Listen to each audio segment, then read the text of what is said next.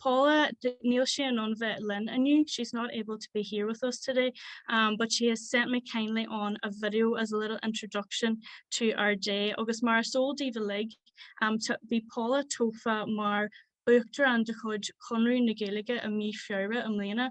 Paula was elected as the current president now of Conradh na Gaeilge, which is the Gaelic League, back in February of this year, and she will be the first woman, she is now the first woman elected as the president of Conradh na Gaeilge since 1994 and 95. Agus tá sí mar ball Griwach de chud Conradh na Gaeilge agus a Conradh na Gaeilge actual seki, and her own. She's an active volunteer and member of her own Conradh na Gaeilge in Dublin. Agus leis sin tá sí fástaithe, she is the main programs manager for Fulbright. So that's how I first met Paula and came into contact with Paula. So gan a will, without further ado, I am going to play Paula's video for us all, and I will get that up on the screen for you now. And I'd like to go mila mai go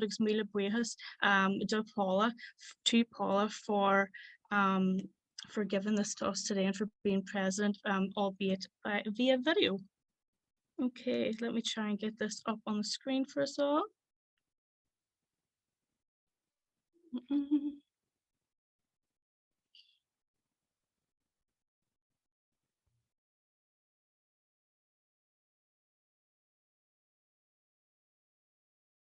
A chuirde, gur míle mágribh as ucht an deisio a chur fáildum, chun leir libh inniu, ag lá na Gaeilge agus cultúr na hÉireann, haar ceann chunir na Gaeilge, agriocht ina bhfuil sé de fribléid a go a bheith mar uachtar an air faoi láthair, agus agriocht ina bhfuil me bheil níomhachta I me ceantar hénig I Málaíoch Cé Cúide.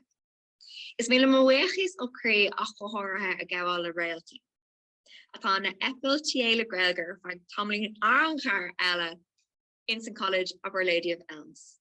Tá anjob déanta Réaltín mar óldíobh níomháin sa chláiste sin ach le Conradh na Gaeilge iarthar Massachusetts agus leis an Irish Cultural Centre Chuma. My name is Paula Melvin and I am delighted to have the opportunity to speak to you today on behalf of Conradh na Gaeilge, an organisation that I'm an active member of, active volunteer with in my own local community in Dublin 15, and an organisation that I was recently elected president of.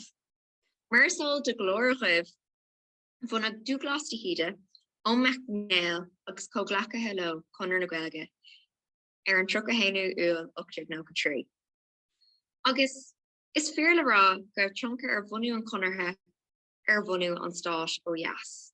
Agus dimmer or nagrich chunker nach mór gach Canadian tier.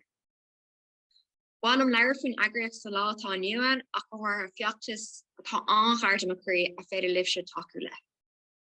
Although Conradh na Gaeilge is a very historic organisation, I'd like to speak to you about a campaign that's very close to my heart that I believe that you can help us with.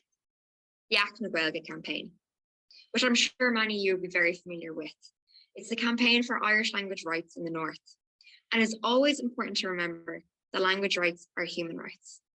The British and Irish governments are the co-guarantors of the St. Andrews Agreement, which promised us an Irish Language Act all the way back in 2006. We in Conradh na Gaeilge will continue to advocate for and demand what has already been agreed. That is a strong rights-based Irish Language Act. This legislation may not bring us to where Wales are on their legislative journey, but it's an important starting point in our own journey towards Irish comprehensive language rights in the North. The fact that Minister Conor Burns of Réaltas na Breataine, who we in Conradh na Gaeilge met with recently in our Belfast office, could not update our community with specific date for legislation on the Westminster legislative timetable was not acceptable, and therefore, mar thuir sin, we ended our meeting with him. Let there be no doubt whatsoever a chuirde. The British government have had the best part of a year to bring forward this legislation. In fact, if you count it from when it was agreed in 2006, they've had 16 years to implement it.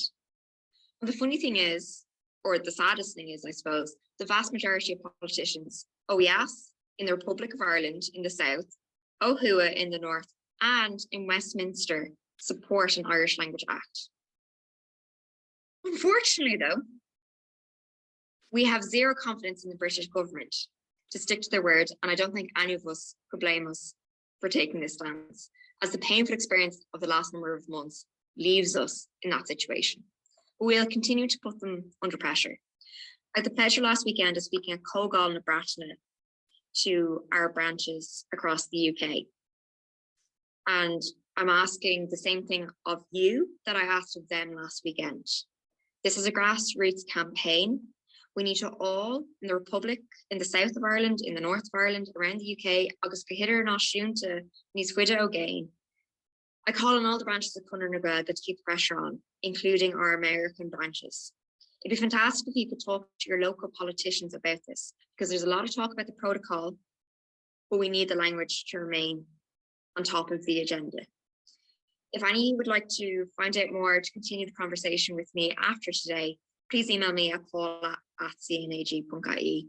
Gur míle mágaibh as ucht. Clús éisteachta ó thuirtim agus gnáirí libh leis an cuid eile den lá.